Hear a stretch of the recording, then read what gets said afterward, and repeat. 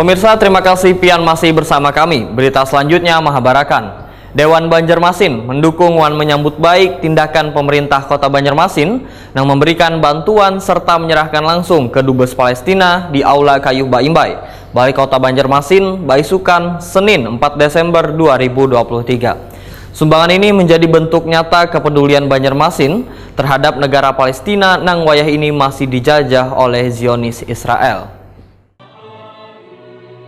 Dewan Banjarmasin mendukung wan menyambut baik tindakan pemerintah Kota Banjarmasin yang memberikan bantuan serta menyerahkan langsung ke Dubes Palestina di Aula Kayu Baimbai, Balai Kota Banjarmasin, Jan R.E. Marta Dinata, Banjarmasin Tengah, Baisukan, Senin 4 Desember 2023. Ketua DPRD Banjarmasin Hari Wijaya Wetakuni Prima TV memedahkan sumbangan ini menjadi bentuk nyata kepedulian Banjarmasin terhadap negara Palestina yang wah ini masih dijajah oleh Zionis Israel. Pertemuan dengan pihak Dubes Palestina ini menurut Hari Wijaya bukti solidaritas untuk mempererat tali silaturahmi antar negara. Bantuan pun diharapkan bisa berguna bagi warga Palestina. Kantor Wali Kota Banjarmasin mudah-mudahan silaturahmi ini menjadi mempererat lah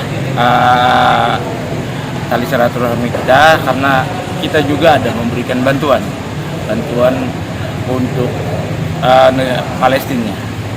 Mudah-mudahan bantuan itu bisa berguna bagi masyarakat.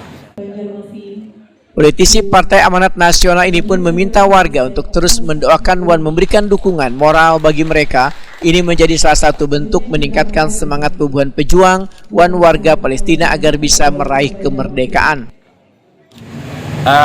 Kita paling tidak secara support mental, dan kita selalu mendukung, apalagi ada kebijakan-kebijakan pemerintah pusat yang memang arahannya untuk mendukung Palestina, kita selalu support dan selalu menjalankan apa instruksi dari pusat.